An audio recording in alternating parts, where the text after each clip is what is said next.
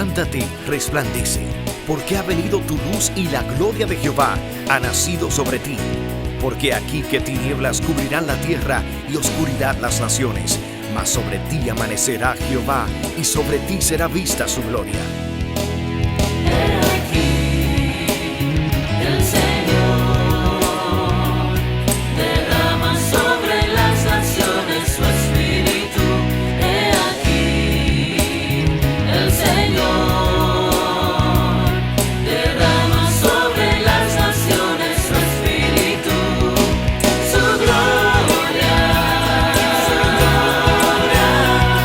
El Ministerio El Amanecer de la Esperanza presenta su programa Voz de Restauración con el pastor Juan Radamés Fernández. Escucha atentamente la palabra que proviene del mismo corazón del Padre para consolar tu vida. A continuación, el pastor Juan Radamés Fernández. El reino de Dios es justicia, paz y gozo en el Espíritu. Y con ese espíritu de gozo te saludamos en el nombre de nuestro Señor y Salvador Jesucristo. Damos gracias a Dios que nos permite llegar a tu vida, a tu casa de esta manera. Estamos aquí como siervos del Señor Jesús con la responsabilidad de edificar tu vida. Así que eres bienvenido, bienvenida a nuestra programación Voz de Restauración. Como siempre, te invitamos a que juntos, tú allá y nosotros acá, estudiemos la palabra de Dios. Que Dios te bendiga. Ven con nosotros. Bien, mis amados, el Señor ha seleccionado como porción bíblica para estudiarla en este día el libro del Génesis, capítulo 12. Comenzamos a leer el versículo 1 hasta el 3. Pero Jehová había dicho a Abraham: vete de tu tierra y de tu parentela y de la casa de tu padre a la tierra que te mostraré. Y haré de ti una nación grande y te bendeciré y engrandeceré tu nombre y serás bendición. Bendeciré a los que te bendijeren y a los que te maldijeren maldeciré, y serán benditas en ti todas las familias de la tierra. Que Dios nos siga bendiciendo como lo ha hecho hasta aquí, a través del estudio de la palabra. Dios es fiel. ¿Cuántos creen que Dios es fiel? Amén. Él nos alimenta. La palabra de Dios es útil para enseñarnos, para convencernos. Muchas veces nos ponemos duros, obstinados, pero la palabra redarguye, corrige, reprende. La palabra tiene el arte de Dios de separar el alma del espíritu. El alma es esa dimensión natural que incluye los pensamientos, las emociones, la voluntad, los afectos. Ahí donde está la naturaleza adánica en nosotros. Pero tenemos un espíritu nuevo que hemos recibido del Señor. Y tenemos las dos naturalezas, el espíritu contra la carne, la carne contra el espíritu, y esas dos cosas pelean en nuestro interior para que no hagamos lo que queremos.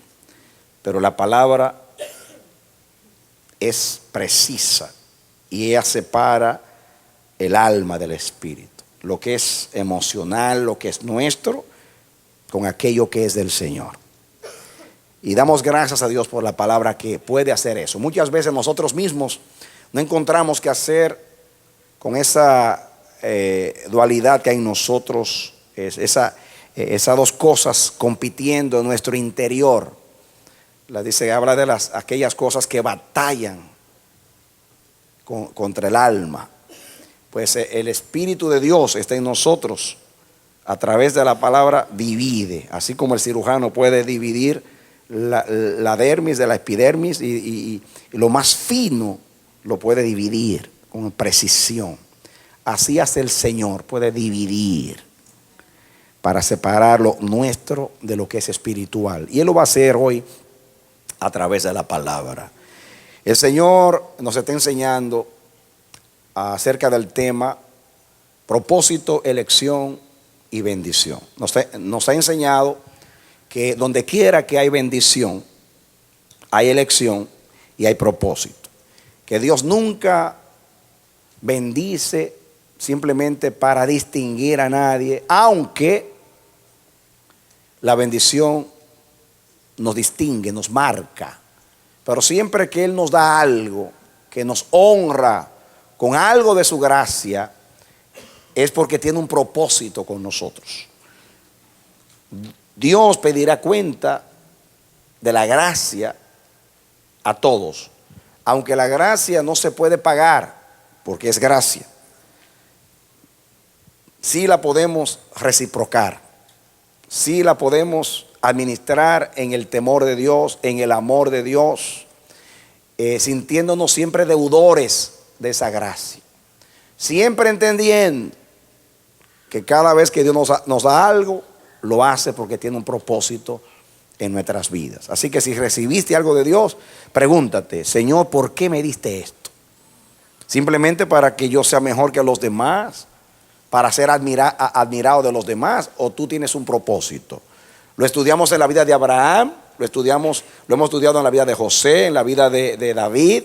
Hemos mencionado sobre todo a Saulo de Tarso, que entendió que él era el peor de los pecadores y llegó a ser el primero en misericordia, en clemencia, porque iba a ser un ejemplo de los que iban a creer en el Señor a través de él, para que los pecadores que se sientan desahuciados, que piensan que no hay esperanza para ellos, digan: si hubo un Saulo de Tarso, blasfemo, perseguidor, injuriador, que hizo blasfemar a muchos de los santos, que persiguió a la iglesia de Cristo, que se ofreció voluntariamente para destruir el camino de Cristo, y aún así fue alcanzado en misericordia, y Dios le dio la gracia de ser el apóstol de los gentiles, de todas las naciones. Como dijo él: yo prediqué más que todos los apóstoles, pero no yo, sino la gracia de Dios que estaba en mí. Pero Pablo dijo algo que a mí me ministra: la gracia de Dios no fue en vano para conmigo. Antes, ahí fue que dijo: he predicado más que todos los apóstoles. Pablo entendió: la gracia de Dios no fue en vano para conmigo. Yo he predicado más que todos los apóstoles. En otras palabras, el Señor me hizo a mí, me dio más gracia que a todos los apóstoles. Yo digo bromeando que Pedro tuvo la revelación en una azotea. Pablo la tuvo en el tercer cielo. Eso puede medirnos la medida de gracia. Pedro fue simplemente apóstol de los judíos y Pablo fue apóstol de todas las naciones. Quiere decir que el perseguidor, el injuriador, el blasfemo, llegó a exceder a los demás. Pablo sufrió mucho de ser cuestionado porque no anduvo con el Señor como los demás apóstoles. Pero él dijo: la gracia de Dios no fue en vano para conmigo. Antes he predicado más que todos ellos juntos, pero no yo, dice, sino la gracia de Dios. Y me gusta que él dice que la gracia no fue en vano. Él dice que la gracia lo hacía deudor. Soy deudor a judíos y a gentiles, a judíos y a no judíos, soy deudor. Y por eso vemos a un Pablo obstinado, que cuando el Espíritu le dice por todas las ciudades que tiene que ir a Roma, pero tiene que pasar por Jerusalén, y que en Jerusalén iba a sufrir cárceles y vituperios, y vino Agabo y los demás profetas y hermanos tratando de impedir que no fuese a Jerusalén para evitar la situación. Él dijo: ¿qué hacen ustedes molestándome? Yo no solamente estoy dispuesto a sufrir, sino a morir por Jesús en Jerusalén, porque de ninguna cosa hago caso, de ninguna cosa, ni estimo mi vida preciosa para mí mismo, no la conservo, no la administro para mí, no hago caso de nada, ni estimo mi vida preciosa, con tal de terminar la carrera y el ministerio que recibí del Señor Jesús, que es dar testimonio de la gracia de Dios. Había claridad en el apóstol Pablo. Él no andaba con el cuello erguido, él no andaba haciendo son con los pies, él no andaba levantando el pecho, sintiéndose mejor que los demás, pensando: Dios me amó más, soy el niño hermoso de Dios. No, soy más deudor que los demás.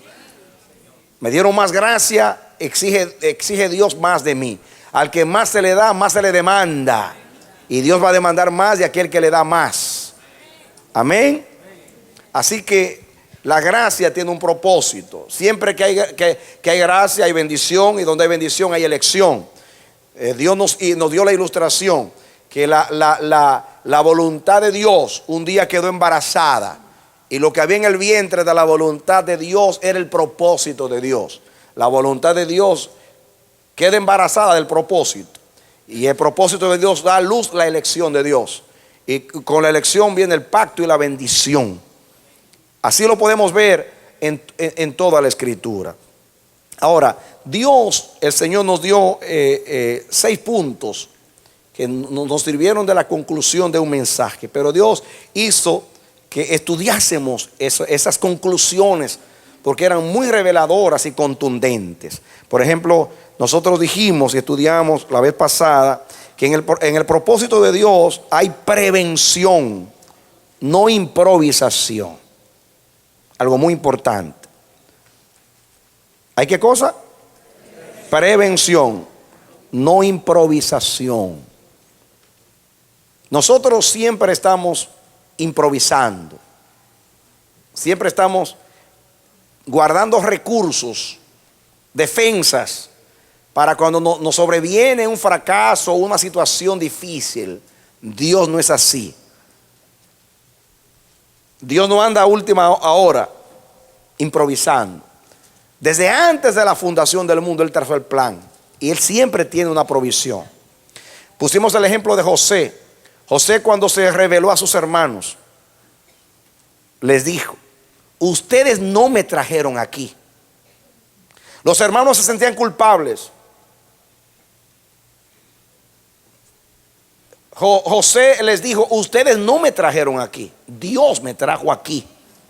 Ustedes planificaron por envidia hacerme daño, pero Dios encaminó todo esto para preservación de pueblos, para traer gran liberación. Diga, eso se llama provisión de Dios. ¿Cómo puede Dios valerse de la envidia, del celo de los hermanos de José, de una traición? Algo tan indigno, tan vergonzoso como lo que hicieron los hijos de Jacob. Mis hermanos, cuando Dios nos eligió, Él sabía a quienes había elegido. Él eligió a los caídos hijos de Adán. Él sabe que nosotros somos hijos de circunstancias. Estamos aquí ahora y no sabemos qué va a pasar esta tarde, en la noche. Estamos aquí diciendo como Pedro: aunque todos estos te negaren, yo no te voy a negar. Y más tarde negamos al Señor aún con malas palabras. Él sabe quiénes somos. Él no nos eligió porque éramos buenos. Él nos eligió para hacernos buenos en Cristo Jesús. Él no nos eligió porque éramos santos, sino para hacernos santos por la santidad de Jesús. Él no nos salvó porque éramos justos, nos salvó para hacernos justos a través de la justificación que es en Cristo Jesús. Y eso es bueno entenderlo, para andar confiados. No diciendo como acusaban a Pablo: hagamos males para que nos lleguen bienes. No es así. No es decir como algunos que quieren exonerarse de la responsabilidad, y en nombre de la soberanía de Dios pecan contra la misma soberanía de Dios, diciendo: oh, por si Jehová va a salvar a los que Él quiere salvar, ¿qué hago yo predicando? No, eso se llama ser ciego, porque Dios eligió a la iglesia como el instrumento para dar a conocer a su nombre en las naciones. Pablo dice: ¿cómo creerán si alguien no va y les predica? ¿Cómo? ¿De qué manera? No digas: como los que aman a Dios, todas las cosas les ayudan a bien, voy a actuar como quiera, que como quiera Dios manda ayuda. Eso, este mensaje para los maduros. Esto para consolarte y para estimularte a la fe y a las buenas obras. No para estimularte al descuido, porque eso deshonra al Señor. Tú no puedes manipular el propósito de Dios. Tú no puedes cambiar el propósito de Dios. Dios te quiere enseñar, te quiere enseñar, y es su propósito que tú te sometas a ese propósito.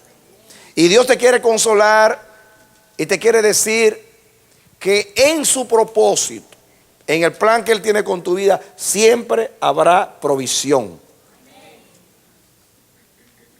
Nunca vas a ver a Dios a última hora tomando un recurso para ayudarse.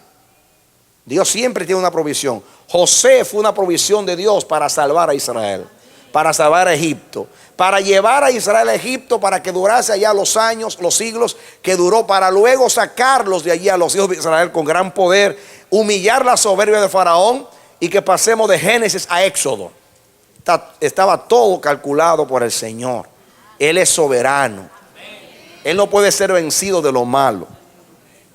Lo vimos en el ejemplo de Esther. Esther era una huérfana que por la deslealtad de Basti llega a ser reina. Esther pudo decir: yo disfruto de la gracia de Dios. Una huérfana, ahora reina de un imperio. Pero cuando llegó el momento de la verdad, Mardoqueo le mandó a decir a Esther: Esther, hay un decreto contra el pueblo de Dios. Así que levántate y ve donde el rey y trata de revocar ese decreto. Esther le contestó y le dijo: yo no tengo audiencia con el rey. No me ha llamado a su presencia, no me ha extendido el báculo. Si yo entro a la presencia en ser llamada, puedo morir. Porque todo aquel que entra a la presencia del rey sin ser llamado, moría, según la ley de los medos y los persas. Era una ley que no se podía cambiar. Ni aún el rey mismo pudo cambiar el decreto contra los judíos. Tuvo que dar un decreto paralelo. Y el diablo lo sabía. Quería exterminar a la descendencia de Abraham para que no se cumpliese la palabra: en tu descendencia serán benditas todas las familias de la tierra. Pero como sucede en el Salmo 2, los reyes de las naciones maquinan, se confabulan y dicen: no vamos a permitir que reine sobre nosotros, rompamos sus ligaduras. Y Dios se reirá en el cielo. Es necedad oponerse a Dios. Nadie que se ha opuesto a Él le ha salido bien, le ha ido bien. Él no puede ser vencido de lo malo. Pero Mardoqueo le dijo a Esther: si tú no obras en este momento, respiro y liberación vendrá de algún lado, pero hay de ti, porque para esta hora te llamó Dios al reino. En otras palabras, tú eres un recurso de Dios. Ya Dios sabía que este decreto venía contra su pueblo y Dios hizo una provisión. Hizo que una huérfana llegara a ser reina, para cuando llegase ese momento tener una persona al lado del rey para darle decreto a favor de su pueblo. Eso se llama provisión. Dios no tuvo a última hora que intervenir. Ya desde la eternidad había intervenido. Estaba todo preparado para ese momento. La Biblia habla de obras preparadas de antemano para que anduviésemos en ellas. El cristiano sabio entendido se levanta por la mañana y después de dar gracias a Dios y darle la ofrenda, le dice: Señor, quiero andar hoy en las obras preparadas. No importa que el diablo me sorprenda en la esquina. El diablo no administra mi vida. El diablo puede venir a hacerme daño. Él es el engañador, el mentiroso. Él es el adversario. Él se va a oponer. Él va a tratar, como Amán, de preparar una horca para mí. Pero la horca caerá sobre él. Porque el infierno es para el diablo y sus ángeles, pero el cielo es para los redimidos. Y hay que andar en esa seguridad, en esa confianza. Hablamos también, cuando usted lee el libro del Génesis y usted ve la manera que obraron los hijos de Jacob. Y el mismo Jacob, usted dice: Dios mío, ¿cómo puede salir algo bueno de todo esto? Yo quiero que estudiemos algo hoy. Ven conmigo al libro del Génesis, capítulo 38. Es un pasaje muy conocido, pues yo tengo que leer aquí algo para que ustedes vean algo.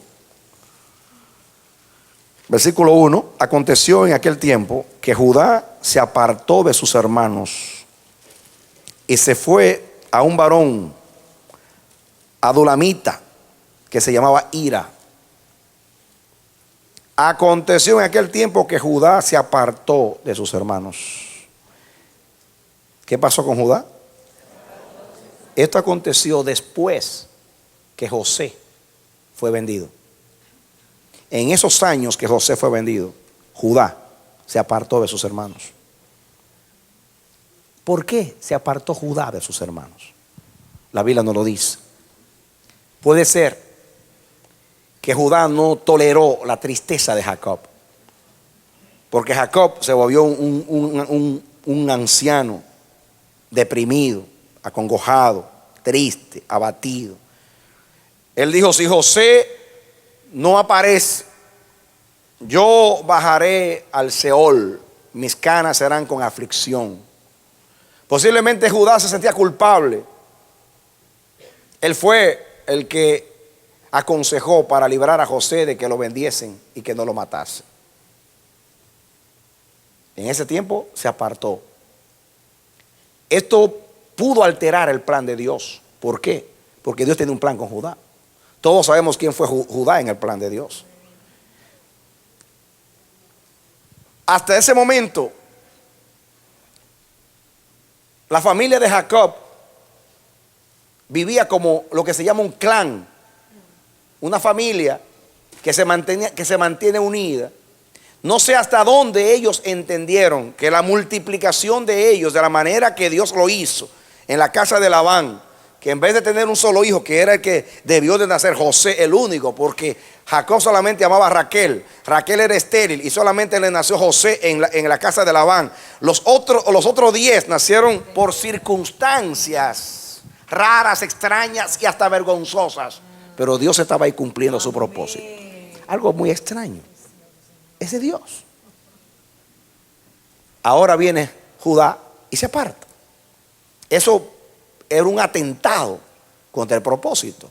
Porque si, acuérdense ustedes lo que pasó con Esaú, cuando fue y se casó con una cananea, que Raquel se afligió y dijo: ¿para qué quiero vivir?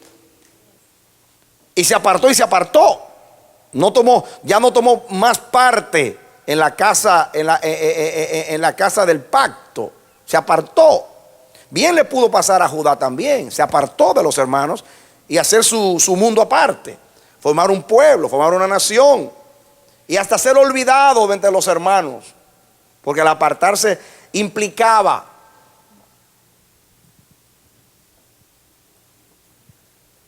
pero como Dios lo tenía en la casa, aunque se fue de la casa.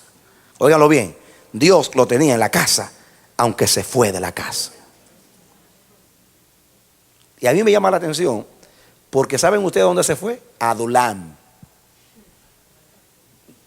¿De qué tribu era David? De Judá.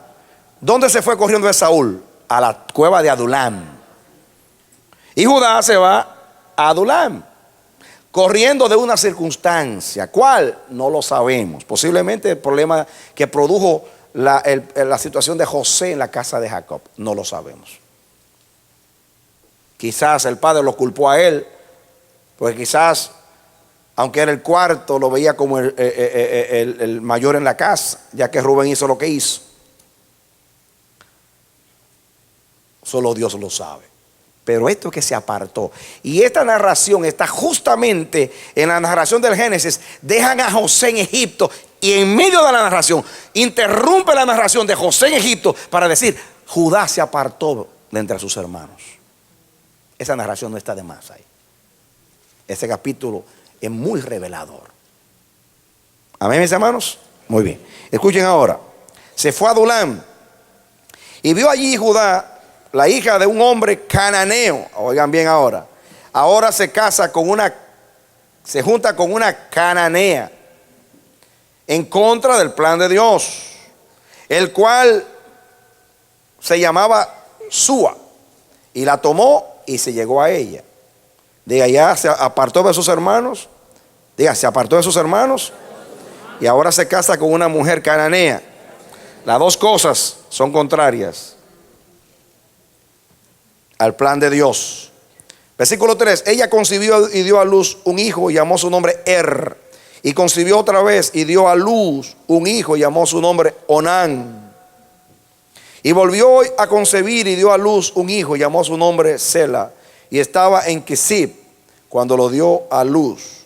Después Judá tomó mujer para su primogénito la cual se llamaba Tamar.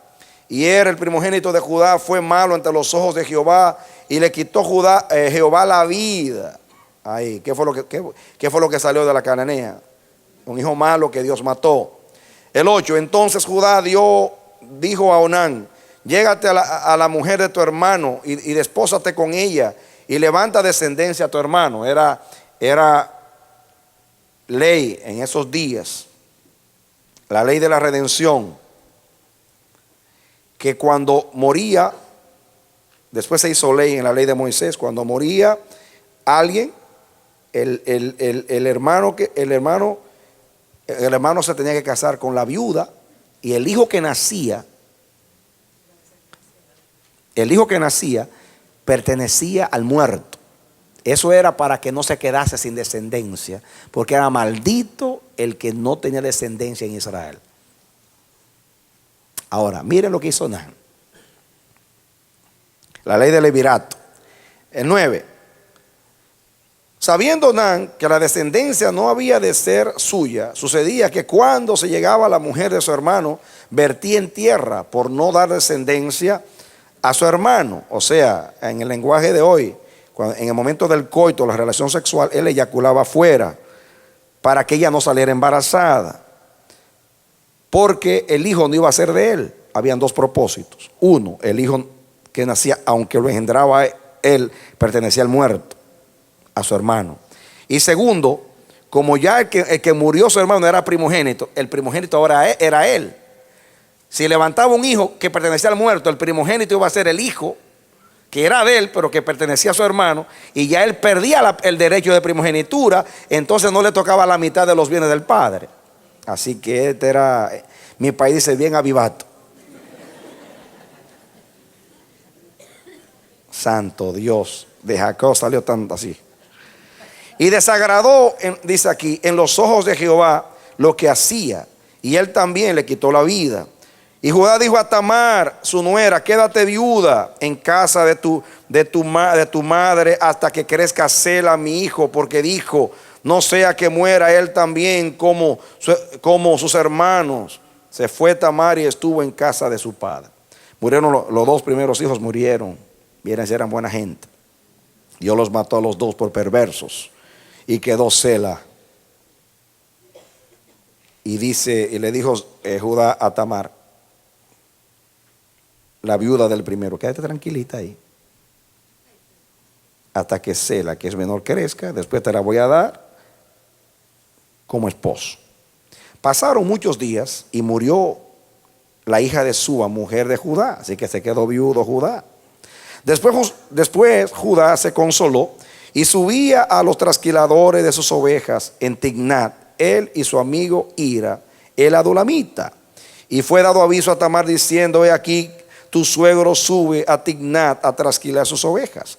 Entonces se quitó ella los vestidos de su viudez y se cubrió con un velo y se arrebozó y se puso a la entrada de Anaim junto al camino de Tignat, porque veía que había crecido Sela y ella no era dada a él por mujer. Tamar quería tener descendencia de Judá. Tenía fe la mujer. Y la vio Judá y la tuvo por ramera, porque ella había cubierto su rostro. Y dice, se apartó del camino hacia ella y le dijo: déjame ahora llegarme a ti. Imagínense un hijo de Jacob buscando prostitutas en las calles. Eso es terrible. Pues no sabía que era su nuera. Y ella dijo: ¿qué me darás por llegarme a ti? Él respondió: yo te enviaré del ganado un cabrito de las cabras. Y ella dijo: dame una prenda hasta que lo envíes. Entonces Judá dijo: ¿qué prenda te daré? Ella respondió: tu sello, tu cordón y tu báculo que tienes en tu mano. Y él se los dio y se llegó a ella, y ella concibió de él. Luego se levantó y se fue y se quitó el velo de sobre sí y se vistió de ropas de su viudez. Y Judá envió el cabrito de las cabras por medio de su amigo el adulamita para que éste recibiese la prenda de la mujer, pero no la halló. Y preguntó a los hombres de aquel lugar diciendo: ¿dónde está la ramera de Enaim? Junto al camino. Y ellos le dijeron: no ha estado aquí ramera alguna. Entonces él se volvió a Judá y dijo: no la he hallado. Y también los hombres del lugar dijeron que aquí no había estado ramera. Y Judá dijo: tómaselo para sí, para que no seamos menospreciados. He aquí yo he enviado este cabrito y tú no la hallaste. Sucedió que al cabo de unos 3 meses fue dado aviso a Judá diciendo: Tamar tu nuera ha fornicado y ciertamente te encinta a causa de las fornicaciones. Y Judá dijo: sacadla y sea quemada. Qué macho es. Pero ella, cuando la sacaban, envió a decir a su suegro: del varón cuyas son estas cosas, estoy encinta. También dijo: mira ahora de quién son estas cosas, el sello, el cordón y el báculo. Entonces Judá los reconoció y dijo: más justa es ella que yo, por cuanto no la he dado a Sela mi hijo. Y nunca más la conoció. Y aconteció que al tiempo de dar a luz, he aquí había gemelos en su seno. Sucedió cuando daba luz que sacó la mano el uno, y la partera tomó y ató a su mano un hilo de grana, diciendo: este salió primero. ¿Recuerdan el caso de Saúl, de los 2 mellizos gemelos? Pues ahora vino Sara, con Z, Zara, ese se llamaba el muchacho, y estaba saliendo primero, y la partera, para que no haya error, le puso una marca, le ató en su mano un hilo de grana, diciendo: ay, para que no haya confusión, este es el primogénito. Pero volviendo él a meter la mano, porque lo que había salido era la mano, he aquí salió su hermano, y ella dijo: ¿qué brecha has abierto? Y llamó su nombre Fares, que significa brecha. Después salió su hermano, el que tenía en su mano el hilo de grana, y llamó su nombre Sara. Aquí está las cosas raras de Dios.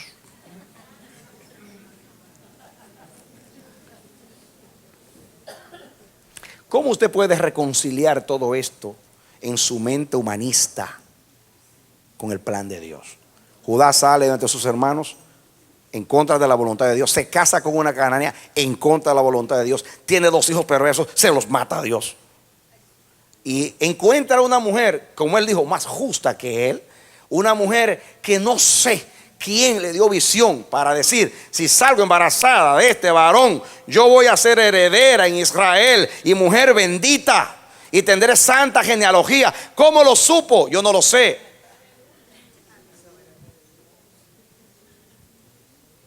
Al final de cuentas, esta mujer tenía visión. ¿Por qué tanto empeño? Esperó al primero, esperó al segundo, esperó al tercero, no le dieron el tercero y se fue con el suegro. Con el suegro. Pero dijo: yo voy a tener descendencia de Judá, sea como sea. Se empeñó. Hasta se vistió de ramera. Son las cosas extrañas. El que no cree en la soberanía, no cree en Dios, no cree en la Biblia.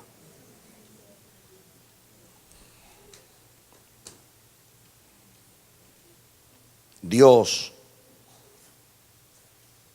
aquí yo tengo como principio, Dios, en el plan de Dios hay circunstancias, no consecuencias.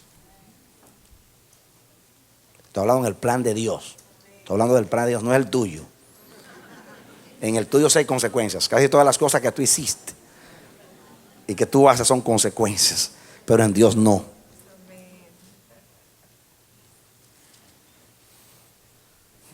Se abrió una brecha para que saliera el que tenía que salir. Fíjense que el otro salió primero. Fíjense que la partera a Sara le puso un hilo de grana para identificarlo, porque sacó la manita primero. Imagínense ustedes, en el momento del parto saca la manita saludando: aquí voy yo primero. Y hasta lo marcaron diciendo: este es el primogénito. Pero en un momento dado se acomodó y metió la mano. y ya se perdió la primogenitura. Y entonces hubo un hueco en el momento del parto, una brecha.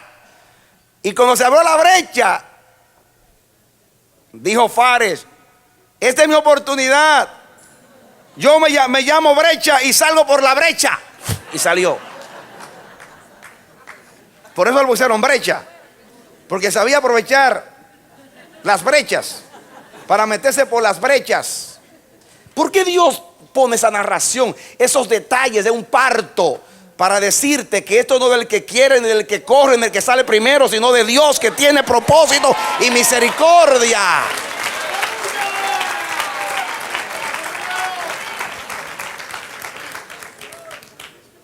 En el propósito de Dios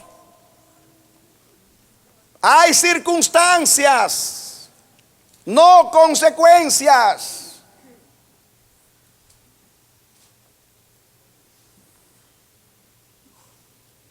Esto es más profundo de lo que...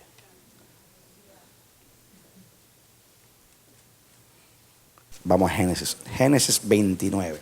Comencemos con el 15 para que entendamos. Génesis 29:15. Entonces dijo Labán a Jacob. Génesis 29:15. ¿Por qué? Dice: por ser tú mi hermano, ¿me servirás de balde? Dime cuál será tu salario. Y Labán tenía 2 hijas. El nombre de la mayor era Lea y el nombre de la menor era Raquel. Y los ojos de Lea eran delicados, pero Raquel era de lindo semblante y de hermoso parecer. ¿Saben ustedes lo que se cree acerca de Lea cuando dice que tenía los ojos delicados, que tenía problemas con la visión? Posiblemente era visca. Miren el pero, dice: y los ojos de Lea eran delicados, o sea, tenía problemas con los ojos. Pero el pero dice que Raquel era hermosa, significa la pobrecita tenía problemas con la vista. Que tenían los ojitos pequeños o llenos de secreción, no sé. O tenía una nube en los ojos o era visca, pero tenía problemas en los ojos. Pero Raquel era hermosísima. Y ahora estaba llena de gracia. Esa era la que quería Jacob, por la cual trabajó 7 años. Pero ustedes saben que en el momento le dieron a Lea. Escuchen ahora. Versículo 31.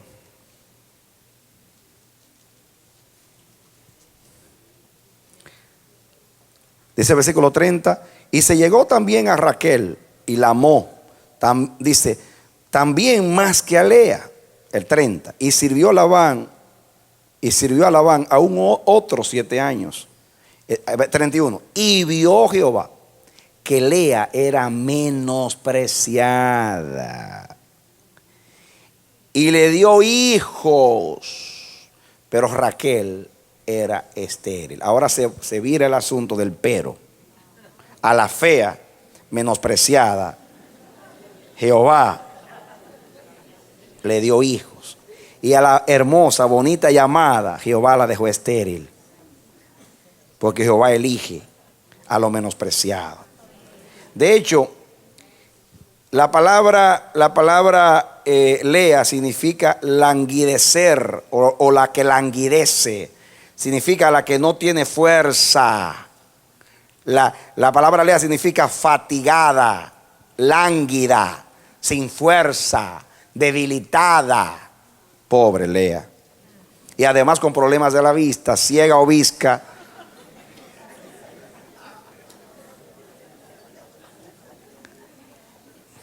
Era menospreciada. Jehová siempre, si usted quiere ver una persona llena de gracia, antes era un desgraciado. No, de verdad. Porque ¿a quién elige Dios? A lo vil, a lo menospreciado, a lo débil del mundo eligió Dios, a lo que no es, para deshacer a lo que es. Siempre elige Dios lo lánguido, lo débil, lo que no tiene importancia. Fíjense que Dios siempre elige el menor. Aunque la bendición legal es para el primogénito, siempre Dios eligió el menor. Porque aquí iba a salir el mayor y Jehová lo metió para adentro y sacó el otro. Hizo una brecha para que sea Fares. Aquí Lea, escuchen esto. Posiblemente es la primera vez que ustedes se van a dar cuenta de esta revelación. Esto no lo hay en un libro, me lo reveló Dios. Y vio, dice aquí, y vio Jehová que Lea era menospreciada y le dio hijos. Pero Raquel era estéril. Y concibió Lea y dio a luz un hijo y llamó su nombre Rubén. Porque dijo, ha mirado Jehová mi aflicción. Ella lo interpretó. Ha mirado Jehová que me menosprecian por ser visca, por tener problemas con los ojos. Fue un juego de mi papá. Solamente así podía casarme.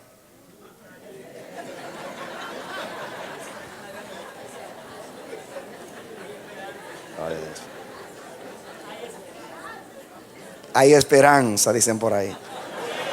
Para las Leas de la iglesia, las menospreciadas.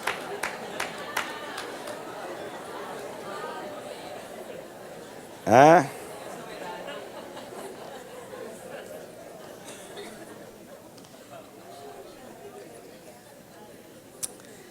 Y concibió Lea y dio a luz un hijo y llamó su nombre Rubén, porque dijo, ha mirado Jehová mi aflicción. Ahora, por tanto, me amará mi marido.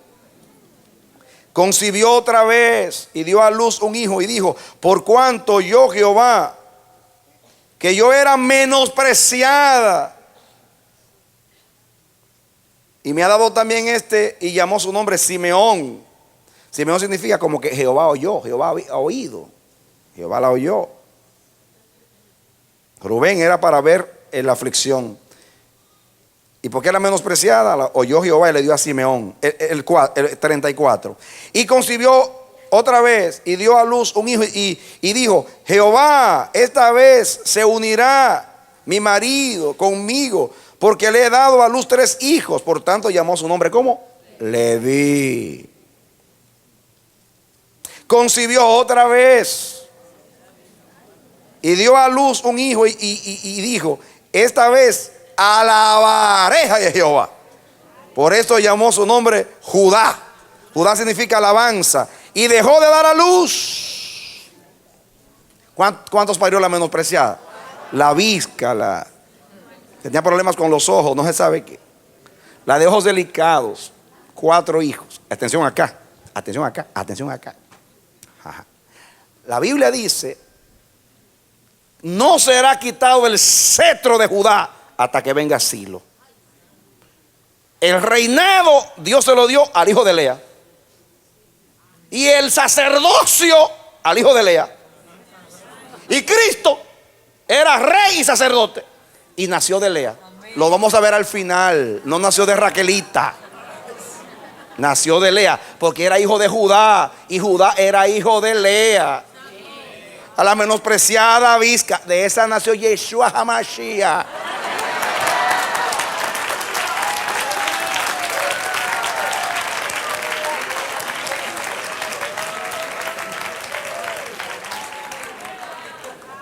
¿O no era de la tribu de Judá?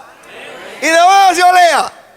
La visca, la ojos delicados, la menospreciada, la afligida, la que languidece, la que se está muriendo de debilidad, la que se casó de casualidad por lo que hizo el papá. De ahí nació. Si Labán no hace juguito juego, no nace Judá, y si no nace Judá, no nace Jesús. Tenía que ser así, mis hermanos. En el plan de Dios, en el propósito, hay circunstancias, no consecuencias.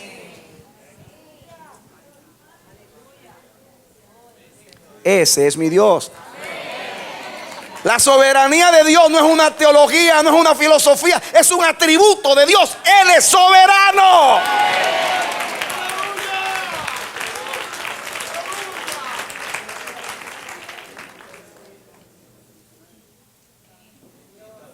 Entonces, Judá, el que puso a alabar a todo el mundo. Porque Jesús nació de Judá. Por eso decían los ángeles cuando nació Jesús: gloria a Dios en las alturas, alábenlo, y paz y salvación para los hombres. Desde que nació el hijo de Lea, Jesús, estamos alabando y alabaremos para siempre.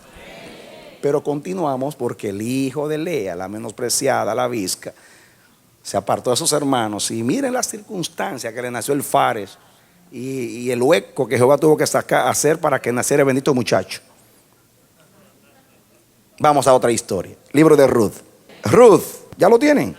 Escuchen ahora versículo 1. Aconteció en los días que gobernaban los jueces, que hubo hambre en la tierra, y un varón de Belén de Judá. ¿De dónde era? De Belén de Judá. Fue a morar en los campos de Moab, él y su mujer, y 2 hijos suyos. El nombre de aquel varón era Elimelech, y el de su mujer Noemí.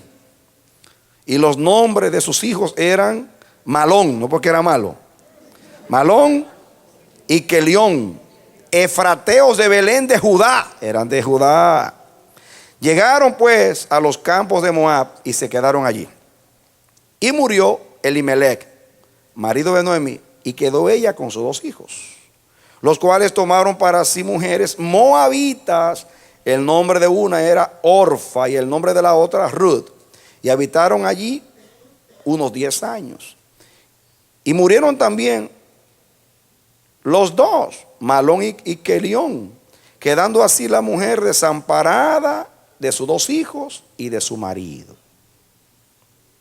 Entonces se levantó con sus nueras y regresó a los campos de Moab, porque oyó que en el campo de Moab, dice, porque oyó que en el campo de Moab que Jehová había visitado a su pueblo para darles pan, porque Belén significa casa de pan.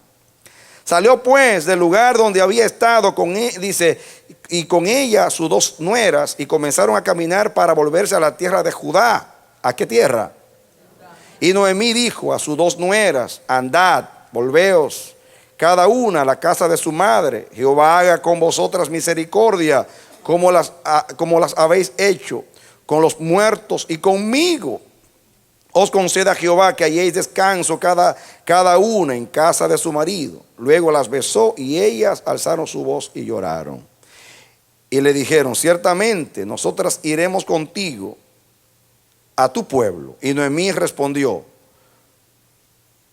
volveos, hijas mías, ¿para qué habéis de ir conmigo? ¿Tengo yo más hijos en mi vientre que puedan ser vuestros maridos? Volveos, hijas mías, e idos, porque yo ya soy vieja para tener marido. Y aunque dijese: esperanza tengo, y esta noche estuviese con marido, y aún diese a luz hijos, ¿habíais vosotras de esperarlos hasta que fuesen grandes?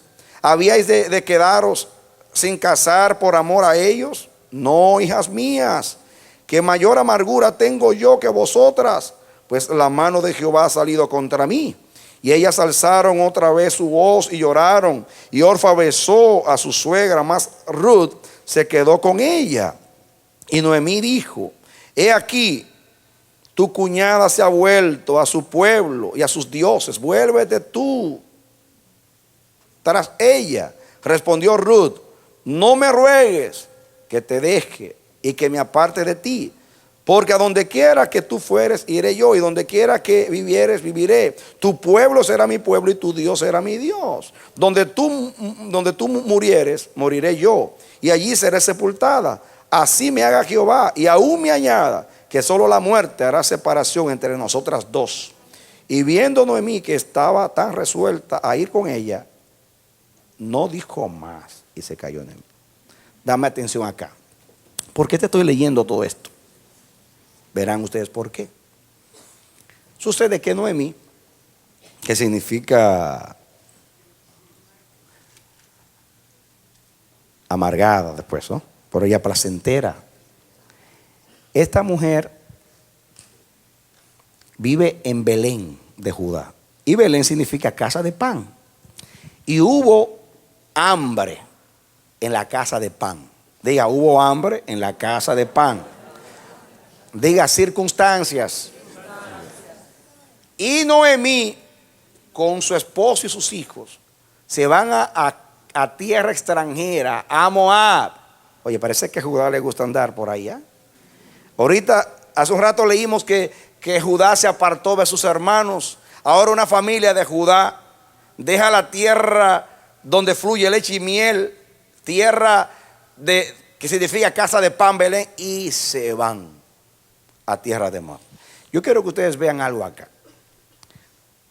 La palabra Lea significa fatigada, lánguida, sin fuerza. De ella nace Judá, significa alabanza. De Judá, alabanza, nace Fares, que significa brecha. Ahora, nos paramos ahí, porque ahorita vamos a seguir en la genealogía. Este Ebimelech, que era también de Judá, junto con su esposa, se van a tierra de Moab. Es interesante porque los dos hijos tienen nombres raros. Malón significa débil, diga débil. Y Kelión significa decaído. Por eso se murieron. Malón, débil. Y Kelión, decaído. Este decaído posiblemente fue el esposo de Ruth, porque lo menciona junto con Ruth, en el orden que menciona Ruth. Posiblemente el Kelión eran hijos de Lea. Lea significa lánguida, fatigada. Y de allá de Judá desciende el Kelión decaído y el Malón débil. Y había hambre en la tierra, imagínense ustedes. El débil y el decaído muriéndose de hambre. Ahora, este hombre, hermanos, que era de la descendencia, Elimelech significa mi Dios es rey. ¿Qué significa Elimelech? Mi Dios es rey. Qué tremendo nombre.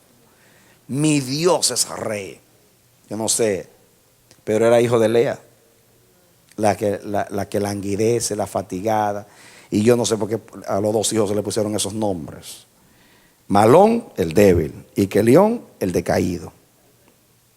Y se fueron corriendo del hambre para no morirse del hambre a Moab. Y allá se murieron los tres. Elimelech se fue. Y el decaído y el débil se fueron y se murieron los tres en tierra de Moab. Y deciden regresar. No me llamen más Noemí placentera, llámenme amargada. Oigan, a nombre del esposo, mi Dios es rey y la placentera. Salen de la tierra de Belén, igual que Judá, y salen corriendo del hambre. Y corriendo del hambre los alcanza la muerte y mata a los tres varones de la casa. Se queda viuda sin protección. Todos ustedes saben la historia. ¿Saben ustedes lo que es dejar la tierra de Belén, tierra de pan, para irse a Moab? Y ¿cuáles son las consecuencias? Se mueren las tres. Se mueren los tres. Diríamos las circunstancias. Las circunstancias. Para ellos consecuencias, para Dios circunstancias. Se mueren los tres. Y entra en la escena Ruth, una mujer extranjera. Allá estaba de Judá Tamar, extranjera. Pero mujer con visión, que quiere descendencia de Judá. Aquí otra mujer extranjera, cananea. No cananea de Canaán, pero bien Canaán. Ustedes saben de dónde viene Moab. Eran hijos de Lot. Hijos de Lot. Aquí tenemos a una Ruth, hija de Lot. Ay, santo, estamos descubriendo cosas nuevas nosotros. ¿Sabe lo que dijimos de los problemas de Lot? Pero salió algo bueno de Lot. Yo creo que lo único bueno que salió de Lot fue la moabita.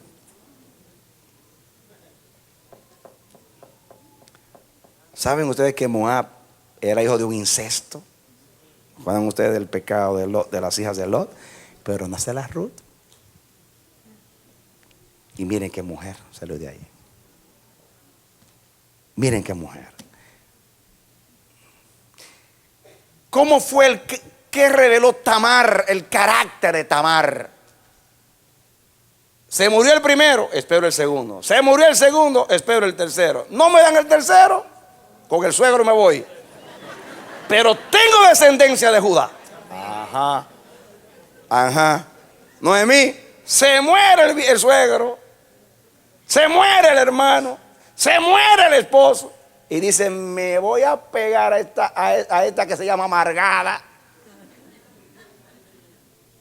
Y se pegó de la amargada. Pero en la amargada había un propósito de Dios.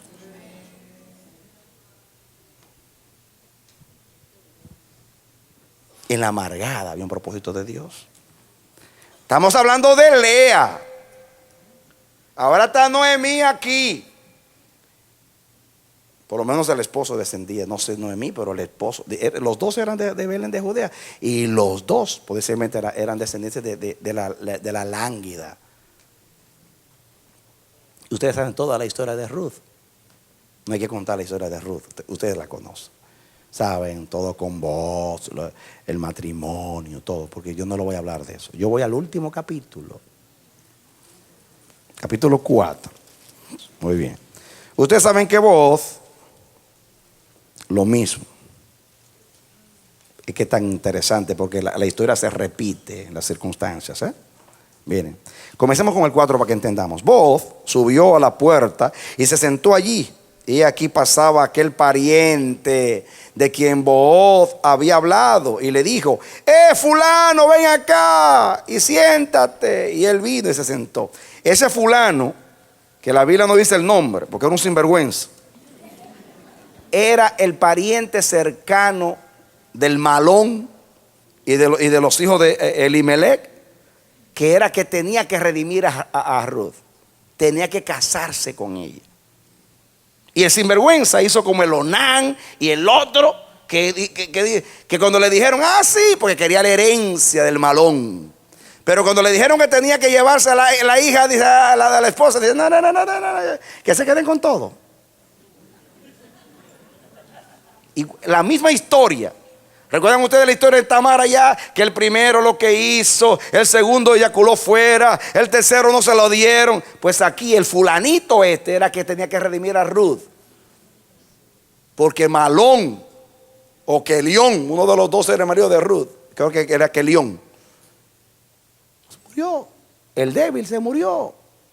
Y ahora el fulano que la Biblia ni le dice el nombre porque no merece que se le llame por nombre, por irresponsable que era, tenía que levantarle descendencia a su hermano Malón, porque era el pariente cercano. Como no tenía hermanos, se murieron los dos, él era el próximo pariente.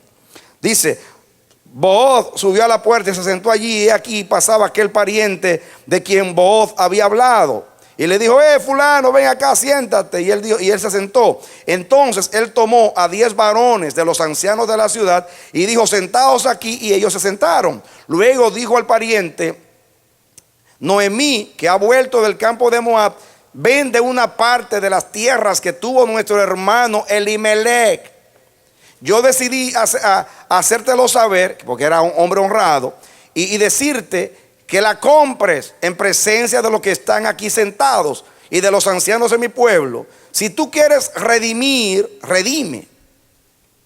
Y si no quieres redimir, decláramelo para que yo lo sepa, porque no hay otro que redima sino tú, y yo después de ti. Y él respondió, yo redimiré. En otras palabras, cuando le dijeron que se iba a quedar con las propiedades de Elimelech y todo, dijo, yo redimiré. Redimiré. Que eso es lo mismo. Redimir es la ley del liberato, que es casarse con el hermano o el pariente cercano. Se tenía que casar con la viuda para levantarle descendencia a su hermano. En el orden estaba el fulano, y luego Booz. Booz le dijo, si tú no lo haces, que eres el próximo, lo hago yo. Cuando él le dijeron que había una propiedad por el medio, dijo, yo redimo. Pero no le habían dicho que había una mujer por el medio. Qué santo Dios. Y Dios metido en todas estas cosas para cumplir su propósito. Con todos estos vivos. El 4. Dice el 5.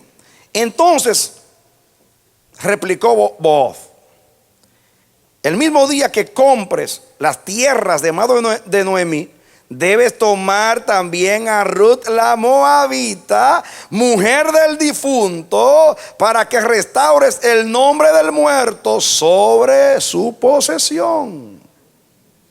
Y respondió el pariente, no puedo redimir para mí, no sea que dañe mi heredad. Redime tú usando de mi derecho, porque yo no podré redimir. Hizo como Onán. Cuando le hablaron que había una mujer por el medio, dice, yo voy a eyacular fuera, yo voy a salir de este asunto. Hazlo tú. Y Ruth le pasa lo mismo que a Tamar. Nadie la quiere redimir. Solamente uno. El 7. Había ya desde hacía tiempo esta costumbre en Israel tocante a la redención y al contrato, que para la confirmación de cualquier negocio, el uno se quitaba el zapato y lo daba a su compañero, y esto servía de testimonio en Israel. Cuando alguien redimía, daba el zapato. Entonces el pariente dijo a Booz, tómalo tú, y se quitó el zapato. Y Booz dijo a los ancianos y a todo el pueblo, vosotros sois testigos hoy de que he adquirido de mano de Noemí todo lo que fue de Alimelech y todo lo que fue de Kelión y de Malón. Miren ustedes el diferente, el espíritu de Booz. Aquel rehusó redimir porque había una mujer envuelta en el asunto. Y por no llevarse a Noemí, a Ruth, rehusó de redimirla. Booz no estaba interesado en la tierra, sino en Ruth. Aquel estaba interesado en la tierra y dejó a Ruth. Y este estaba interesado en Ruth y adquirió la tierra. Eso fue lo que hizo Jesús cuando habló de que un hombre encontró en el campo un tesoro y fue y lo compró todo para adquirir ese campo. Cuando el Señor vino al mundo, compró todo el campo, o sea, la tierra, porque supo que la iglesia estaba enterrada en un terreno. Y compró todo el mundo. De tal manera amó Dios al mundo que dio a su Hijo. Pero Él vino a salvar a su pueblo de sus pecados. Él andaba en el campo y vio un tesoro. Y en vez de decir, yo voy a comprar este pedacito, yo lo compro todo, porque lo que hay ahí compensa todo el terreno que voy a comprar. Amén. Y Booz, de la tribu de Judá, de donde salió Jesús, dijo, a mí no me interesa la propiedad, me interesa Ruth, no la propiedad. Pero al redimir a Ruth, todo era de él. Y compra la propiedad. Y a Ruth le pasa lo mismo que a Tamar. Rehúsan redimirla. Sigue por ahí. El 10. Y que también tomo por mi mujer a Ruth la moabita, mujer de Malón, ve que era de Malón, para restaurar el nombre del difunto sobre su heredad, para que el nombre del muerto no se borre de entre sus hermanos y de la puerta de su lugar. Vosotros sois testigos hoy. Es interesante, hermanos, porque la palabra Booz significa fuerte, fuerza. El marido de Ruth se llamaba Malón, Kelión, débil, y Booz significa fuerte. Se le murió el marido débil y la redimió el fuerte. Ese es Jesús, el fuerte. Amén. Amén. Se le murió el débil y la redimió el fuerte de Jacob, el fuerte de Israel. Escuchen ahora, atención aquí. Escuchen. Y dijeron todos los del pueblo que estaban a la puerta con los ancianos: testigos somos, Jehová haga a la mujer que entra en tu casa como a Raquel y a Lea, las cuales edificaron la casa de Israel, y tú seas ilustre en Efrata, seas de renombre en Belén. Oigan, de renombre en Belén. ¿Quién hizo famoso a Belén? ¿Quién tomó renombre en Belén? Jesús. Ahí está hablando de voz. Dice, escuchen ahora el 12. Y sea tu casa como la casa de Fares, el que Tamar dio a luz a Judá, por la descendencia que esa joven te dé Jehová. Sea tu casa como la casa de Fares, el que Tamar dio a luz a Judá, por la descendencia que esa joven, de esa joven te dé Jehová. ¿Saben ustedes por qué la bendición? ¿Y por qué está Tamar metida en este lío?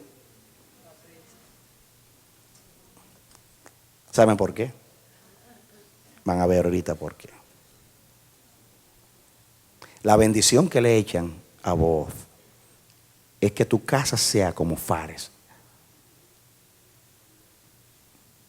el que nació de Tamar, y que en esta joven Jehová te bendiga como bendijo a Fares.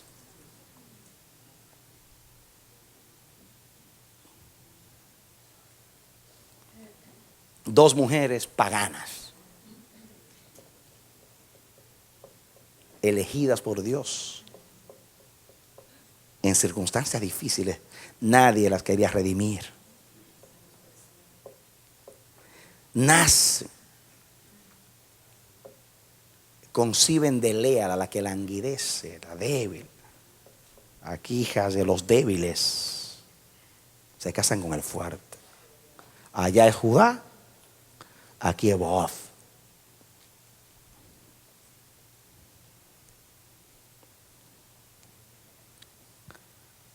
El 12. Sea tu casa como la casa de Fares, el que Tamar dio a luz a Judá, por la descendencia de esa joven te dé Jehová. Y Booz pues tomó a Ruth, y ella fue, dice, y Booz pues tomó a Ruth, y ella fue su mujer. Y se llegó a ella, y Jehová le dio que concibiese y diese a luz un hijo. Y las mujeres decían a Noemí: loado sea Jehová, que hizo que no te faltase hoy pariente, cuyo nombre será celebrado en Israel.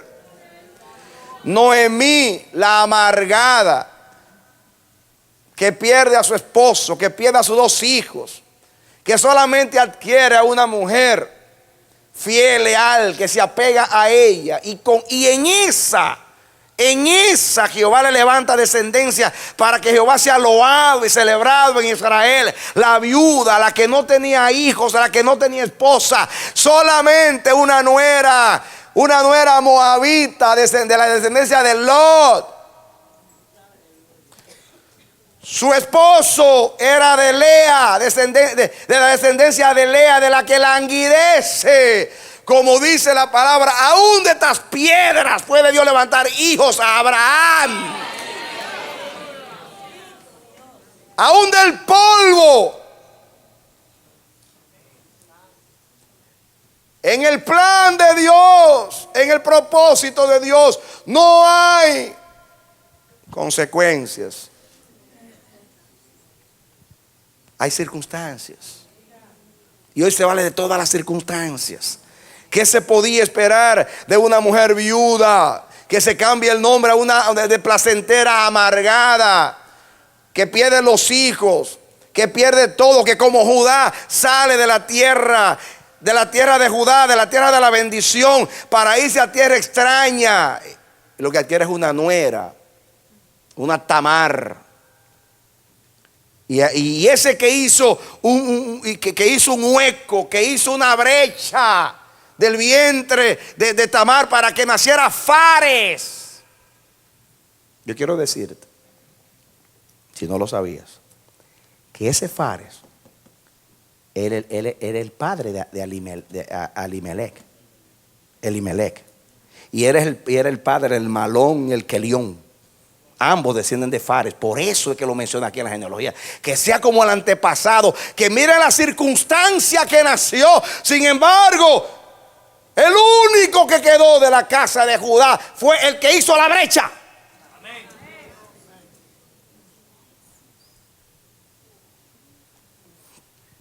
Sigan conmigo.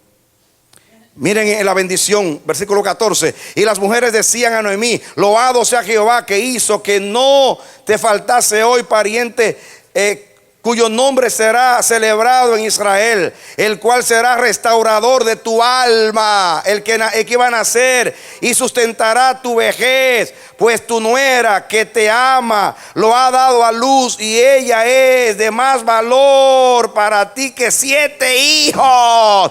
En otra palabra, Noemí, se te murieron los hijos, no tiene hijos, pero tiene a una mujer amada por Dios, elegida, donde hay propósito, aunque no es del pueblo de Dios. Ella te será más que 7 hijos, porque en ella hay propósito de Dios y porque Dios la redimió.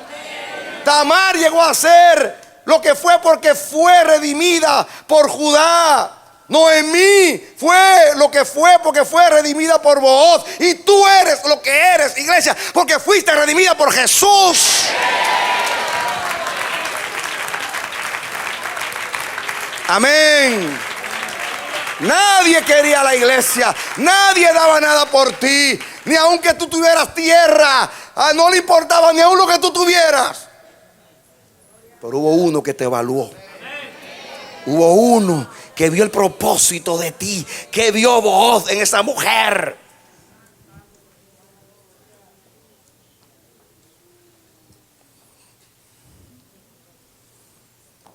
El 16. Tomando Noemí el hijo, lo puso en su regazo y fue su aya, o sea, la que lo cuidó. Y le dieron nombre las vecinas diciendo: le ha nacido un hijo a Noemí. Oye, que lo llaman el hijo de Noemí. Y lo llamaron Obed. Significa siervo. Siervo. Obed significa siervo. Como Jesús. El que no vino a ser servido, sino a servir. El siervo de Dios. Este es padre de Isaí, padre de David. Dale aplauso al Señor.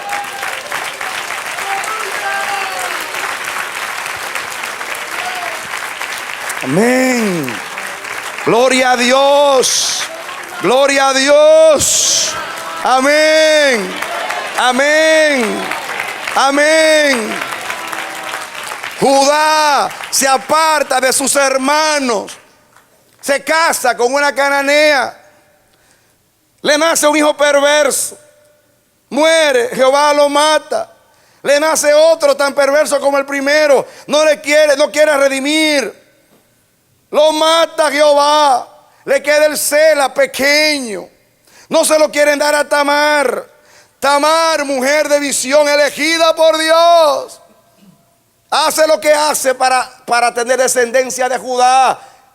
Y de esa circunstancia aparentemente vergonzosa, oprediosa, extraña, nace alguien que se ve que nació primero por casualidad, entre comillas, porque alguien iba a salir primero que él. Y aunque Sara venía con velocidad y sacó el brazo para sacar el cuerpo, el Señor lo aló y le dijo: ¡hey! Y por ese espacio que dejó, ahí por esa brecha salió Fares. Y ese Fares era el papá de Booz. Y de ahí nació Obed. Y de Obed nació Isaí. Y de Isaí nació David. Y de David nació Jesús. Amén. Ahora yo quiero que tú vengas a Mateo. Aquí terminamos. Capítulo 1. Mateo 1, ya lo tienes. Versículo 1. Miren ustedes cómo nació Jesús. Libro de la generación de Jesucristo, hijo de David. Diga hijo de David. Hijo de Abraham. Vaya diciéndolo conmigo. Abraham engendró a Isaac. Dígalo conmigo. Abraham engendró a Isaac. Diga Isaac a Jacob. Jacob a Judá y a sus hermanos.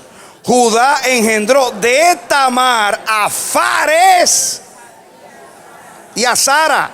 Fares a Esrom y Esrom a Aram. Y por ahí sigue mencionando a todos para no leerle todo eso. Y entonces dice, versículo 13, Zorobabel engendró a Abiud, y Abiud a Eliakim, Eliakim a Azor. El 14, Azor engendró a Sadoc, Sadoc a Eliakim, Eliakim a Eliú, Eliú engendró a Eleazar, Eleazar a Matán, Matán a Jacob, y Jacob engendró a José, marido de María, de la cual nació Jesús, llamado el Cristo.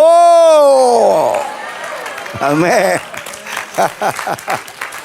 Jesús, hijo de Tamar. Jesús, hijo de Lea. Jesús, hijo de Ruth. 3 mujeres, una menospreciada, otra abandonada, otra moabita.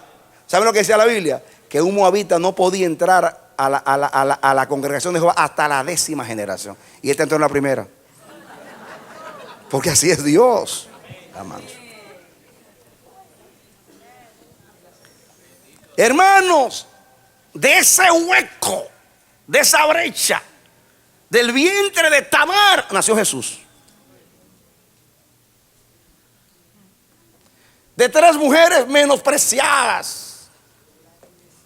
La primera, Lea, nada la quería. Jacob trabajó por la otra. Problemas con los ojos. Fea posiblemente. Tamar, nadie la quería redimir. Ruth, ya ustedes saben, aquel sinvergüenza, el fulano no quiso. Por ahí estaba Jehová, haciendo una brecha. Tú no tenías que salir, pero el Señor hizo una brecha. Y por esa brecha saliste tú. Por esa brecha nacimos nosotros. Hay una brecha de salvación para ti. ¿Ustedes creen que esto está en la Biblia así por el gusto? Que separa la narración de José en Egipto para hablar de Judá, para introducir a Judá, y el libro de Ruth para que ustedes vean qué fue lo que sucedió.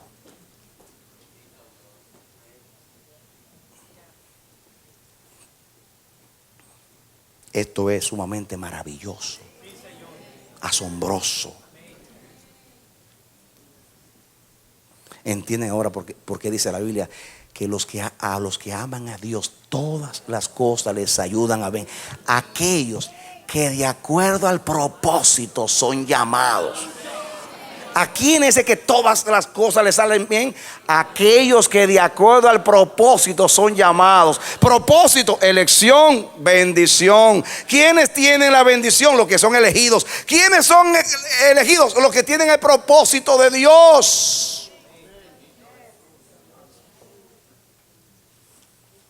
Una ilustración más para mostrarte que en el propósito de Dios no hay intervención. En el propósito de Dios no hay prevención, no improvisación. En el propósito de Dios hay circunstancias, no consecuencias. En el propósito de Dios hay prevención, no intervención. 4. En el propósito de Dios hay fruto, o sea, resultado, no obras que son consecuencias. Las obras se manifiestan, las obras de la carne se manifiestan. El fruto del Espíritu es amor, gozo, paz. Basado en esto, en el propósito de Dios hay fruto, o sea, resultado, no obras, consecuencias. En el fruto hay resultado, lo que se sembró. En las obras hay consecuencias, lo que se manifestó. En el propósito de Dios hay predestinación, predeterminación, no manipulación. Dios no manipuló esto. Esto salió porque Dios es Dios y no puede ser vencido de lo malo. Y último, escuchen esto: el que siembra se sienta a esperar el fruto, pero el que obra no cesa de intervenir, y por eso no espera, sino que desespera. Te lo voy a leer otra vez. El que siembra, como el agricultor, se sienta a esperar el fruto, porque la semilla en sí trae el fruto. Y si la semilla está en ti, que es el propósito, sembrado, tarde o temprano va a germinar para vida eterna. Pero el que obra, que está siempre manipulando las cosas, no se lo diga, todo para que salga, tarde o temprano se va a cansar de intervenir y va a desesperar, porque el que espera desespera.